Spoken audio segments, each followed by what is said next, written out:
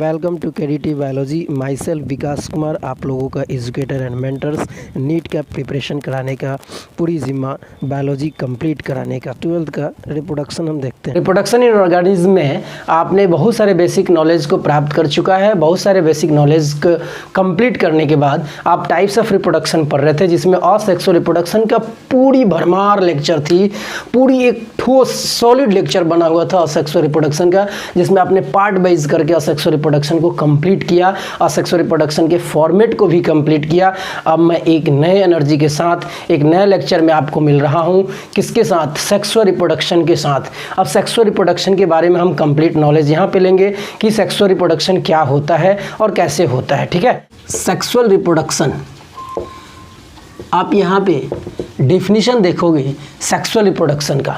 Sexual का मैंने मतलब बताया था कि गैमेट्स का कहीं ना कहीं इन्वॉल्वमेंट होना। रिप्रोडक्शन का वो मेथड जिसमें गैमेट्स इन्वॉल्व हो, और गैमेट्स इन्वॉल्व होने से वो नए ऑफस्प्रिंग को प्रोड्यूस कर रहे हैं, लेकिन गैमेट बनाने वाले भी चाहिए। मतलब रिप्रोडक्शन करने के लिए पेरेंट्स तो चाहिए ना, और पेरेंट्स जो हैं वही तो गैमेट्स बना रहे हैं, और वही गैमेट्स क्या हो रहे हैं? यूज हो रहे हैं ऑफस्प्रिंग को बनाने के लिए। तो फर्स्ट ऑफ ऑल पहले आप इसका क्या देखिए, आप इसका डिफिनीशन देखिए कि सेक्सुअल रिप्रोडक्शन कहते किसको हैं। तो आप लिख सकते हो कि such a mode of reproduction, such a mode of reproduction through which new offsprings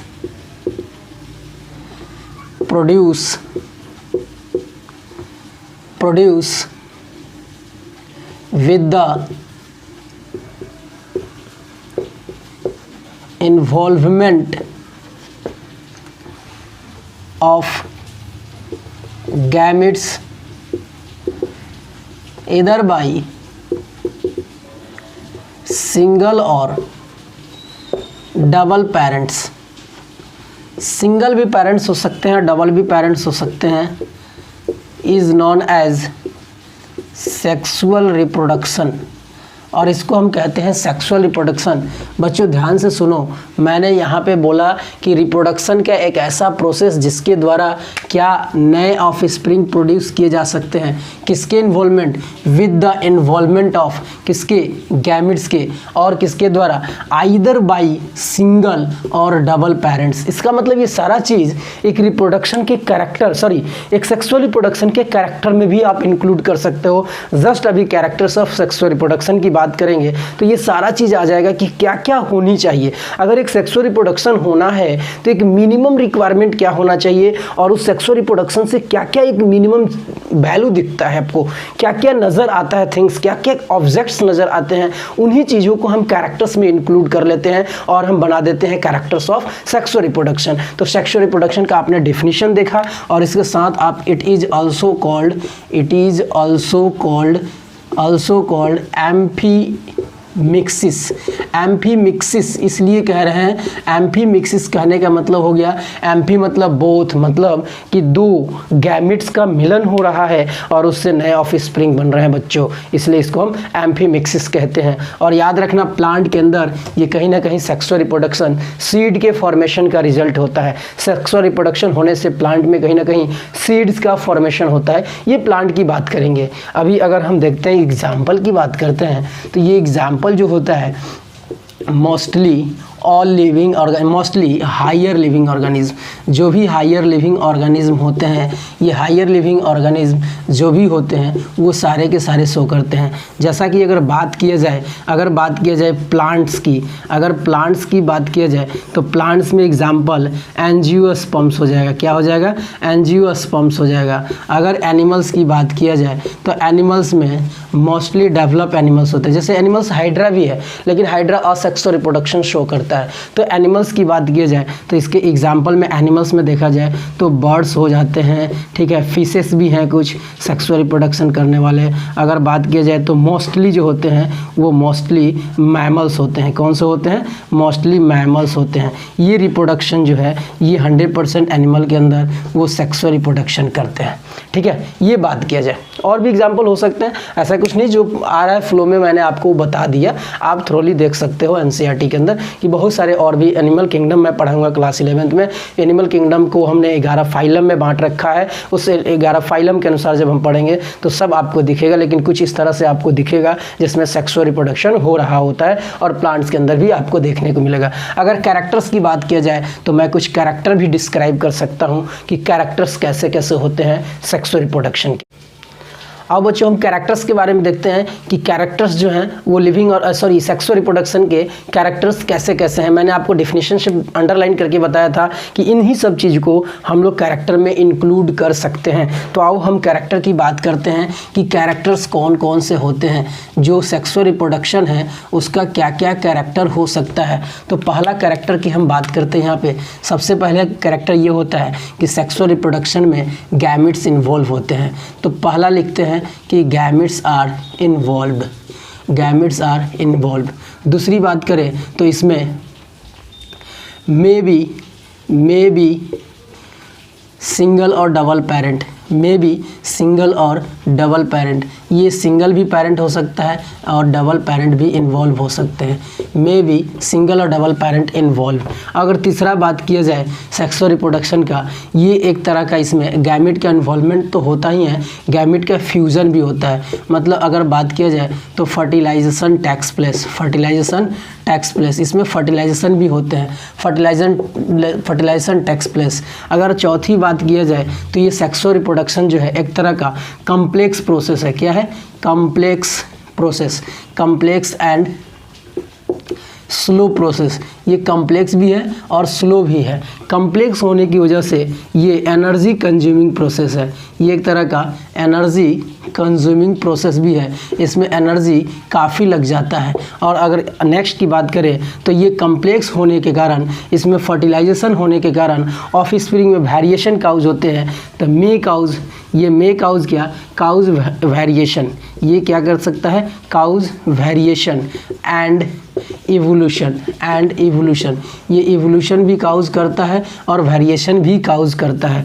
variation मतलब डिफरेंसेस होना, और डिफरेंसेस होने से ही नए ऑफ स्प्रिंग का फॉर्मेशन होगा। बच्चों सेक्सुअल रिप्रोडक्शन कहीं ना कहीं इसका रिस्पॉन्सिबल होता है नए नए ऑफ स्प्रिंग को, नए नए स्पीसीज़ को इस धरती पे डेवलप करने के लिए। तो आपने कुछ इस तरह का देखा। कुछ मेन पॉइंट और भी है जो एनसीईआरटी में क्वेश्चन के फॉर्मेट में भी पूछा है बच्चों, देखना ध्यान से। जैसे यहाँ पे वेरिएशन काउज होता है, यहाँ पे देखो ये डबल पेरेंट और सिंगल पेरेंट, तो यहाँ पे डबल पेरेंट के लिए बाई पेरेंटल वर्ड भी आप यूज कर सकते हो कि ये एक तरह का बाई पेरेंटल भी होता है। ठीक है, एक और हम यहाँ पे ये लिखेंगे, एक कैरेक्टर्स और भी इसका आ सकता है सेक्सुअल रिप्रोडक्शन का, कि सेक्सुअल रिप्रोडक्शन के जो ऑफ स्प्रिंग होते हैं वो ऑफ स्प्रिंग का सर्वाइवल रेट ज़्यादा होता है, जिसका एक रीज़न ये भी हो सकता है कि वेरिएशन होने के कारण, और दूसरा रीज़न ये भी हो सकता है कि पेरेंटल केयर प्रेजेंट होते हैं। तो दो कैरेक्टर और भी लिखेंगे कि more survival rate of spring, more survival rate of springs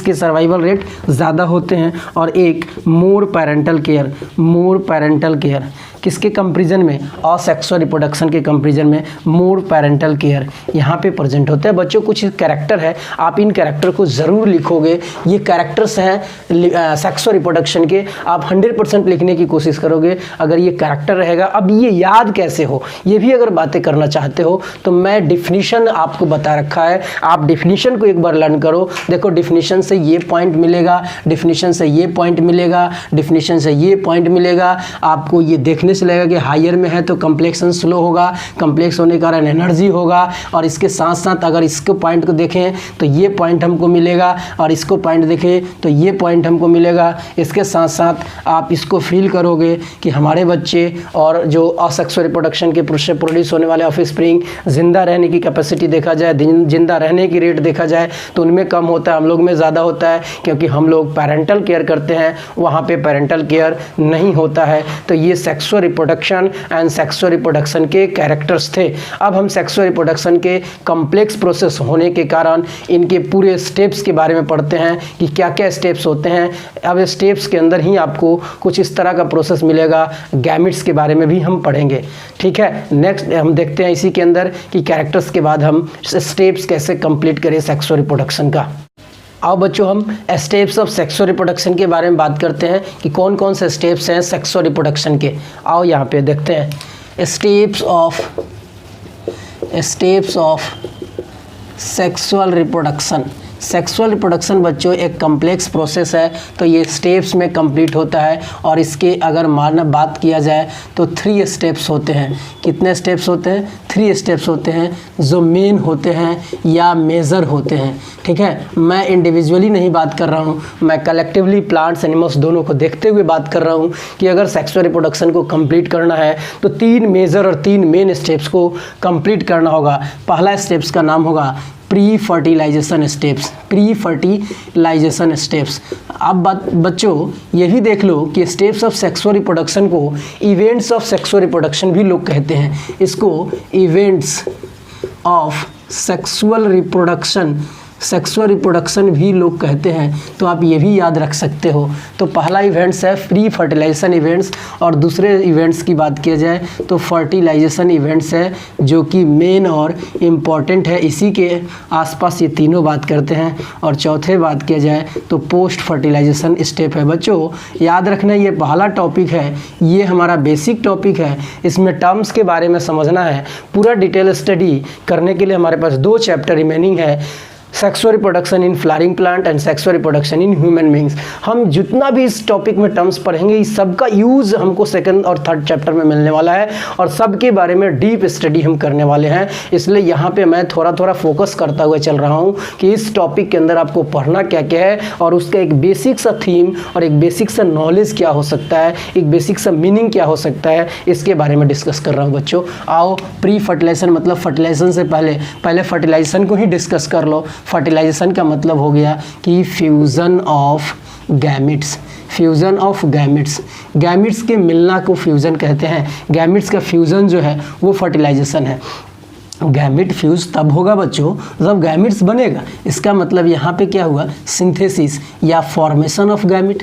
यहाँ पे क्या हुआ? Formation of gamete, formation of gametes. ये गैमिट्स के फॉर्मेशन का प्रोसेस हो गया, ये गैमिट्स के मिलने का फॉर्मेशन हो गया। अगर गैमिट्स मिल गए तो जाइगोट का फॉर्मेशन हो गया, और जाइगोट के फॉर्मेशन होने के बाद डेवलपमेंट ऑफ जाइगोट जो होते हैं वो फॉर्मेशन ऑफ एम्ब्रियो होते हैं। तो यहाँ पे हम बात करेंगे formation of embryo, formation of embryo. अगर बात किया जाए बच्चों कि फॉर्मेशन ऑफ गैमेट्स का मतलब क्या हुआ, तो गैमेटोजेनेसिस। क्या हुआ?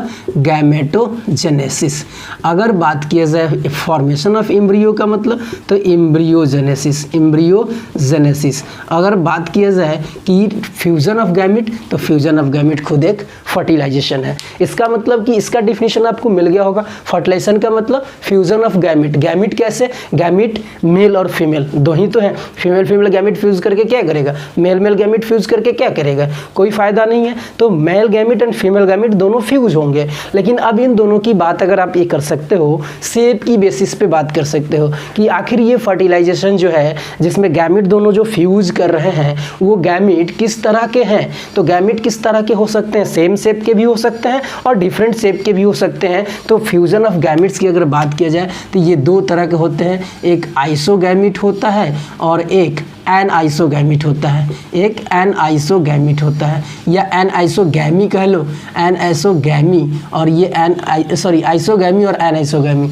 अब बच्चों बात समझो, पहले आपको गैमिट्स के बारे में पता होना चाहिए, तभी तो गैमिट के मिलने के बारे में जानेंगे, और तभी तो गैमिट किस किस शेप के हैं तब तो जानेंगे कि शेप सिमिलर मिल रहे हैं या डिसिमिलर मिल रहे हैं। तो बात करो पहले गैमिट की, तो गैमिट के बनने की प्रोसेस को कहते हैं गैमेटोजेनेसिस। और प्लांट प्लांट में और एनिमल में पूरी स्टडी करेंगे हम कि प्लांट का मेल गैमिट, प्लांट का फीमेल गैमिट कैसे बन रहा है, एनिमल का मेल गैमिट और एनिमल का फीमेल गैमिट कैसे बन रहा है, पूरी डिस्कशन दी हुई है और एक एक लेक्चर और एक एक टॉपिक के अनुसार हम पूरा डिटेल स्टडी करेंगे। बस यहाँ पे समझो कि formation of gamete is known as gametogenesis, fusion of gamete is known as fertilisation और formation of embryo is known as embryogenesis. Embryogenesis बच्चों मैंने आपको बताया कि गैमिट क्या होते हैं, तो एक छोटा सा यहाँ पे बात करो गैमिट्स क्या होते हैं। तो गैमिट्स जो होते हैं एक तरह का जर्मिनल सेल होते हैं और germinal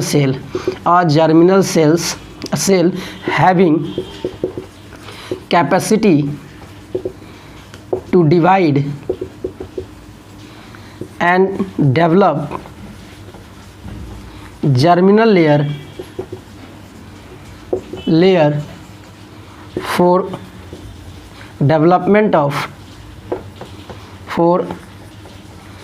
development of organ and body।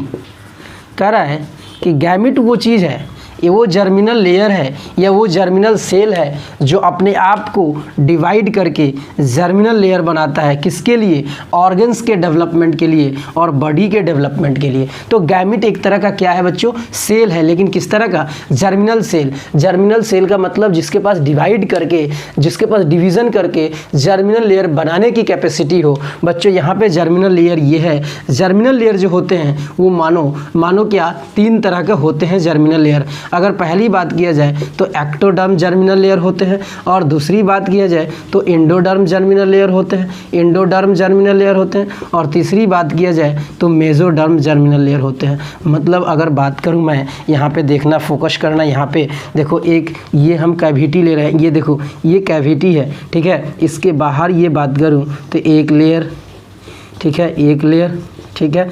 दूसरी बात करूँ मैं, ये देखो ये दूसरा लेयर, ये देखो दूसरा लेयर, ठीक है, ये दूसरा लेयर हो गया। आपको समझ में आ रहा है नहीं आ रहा है? ये अगर देखा जाए तो एक और लेयर आपके पास आ गया, ये आपका तीसरा लेयर हुआ। कौन सा लेयर हुआ बच्चों, ये तीसरा लेयर हुआ।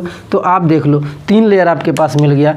एक लेयर ये जिसको हम बाहर का लेयर एक्टोडर्म कहेंगे, ये दूसरा लेयर मेसोडर्म जो बीच का लेयर है, और ये अंदर का लेयर जिसको हम एंडोडर्म कहेंगे। मतलब एंडो मतलब अंदर, तो अंदर का लेयर, मेसो मतलब बीच में, तो बीच का लेयर, एक्टो मतलब बाहर, तो बाहर का लेयर। ये मान लो कोई ये ऑर्गन है, कोई इस ऑर्गन को आपने कट किया, कट करने के बाद ये क्रॉस सेक्शन देख रहे हो, मैं यही क्रॉस सेक्शन आपको यहाँ पे दिखा रहा हूँ। देखो क्रॉस सेक्शन यहाँ पे दिख रहा है, ये सबसे अंदर का लेयर और उसके बाद का लेयर, उसके बाद का लेयर। तो ये सबसे बाहर का लेयर जिसको एक्टोडर्म कहते हैं, ये सबसे अंदर का लेयर जिसको एंडोडर्म कहते हैं, और ये बीच का लेयर जिसको मेसोडर्म कहते हैं। तो आपको जर्मिनल लेयर भी समझ में आ गया होगा। यही जर्मिनल लेयर ऑर्गन्स को और यही जर्मिनल लेयर बॉडी को फॉर्म करते हैं। अलग अलग जर्मिनल लेयर अलग अलग ऑर्गन्स को फॉर्म करते हैं, जिससे पूरा बॉडी हमारा बन जाता है। तो ये रहा गैमिट। और गैमिट की बात किया जाए तो गैमिट के टाइप्स भी होते हैं। गैमिट मूव कर सकता है कि नहीं कर सकता है, उसके बेसिस पर अगर गैमिट की बात किया जाए तो हम थोड़ा सा गैमिट्स के बारे में देखते हैं कि गैमिट क्या होते हैं। अब बच्चों जैसा कि आपने गैमिट के बारे में डिफिनेशन देखा, हिस्टोलॉजिकल लेयर भी हम जर्मिनल लेयर को कहते हैं गैमिट्स के अंदर। गैमिट्स के टाइप की बात करता हूं मैं कि गैमिट का टाइप जो होता है, टाइप्स ऑफ गैमिट्स, गैमिट्स के टाइप्स की बारे में मैं बातें करना चाह रहा हूं। अगर उसके मोटिलिटी के बेसिस पर देखा जाए, ऑन द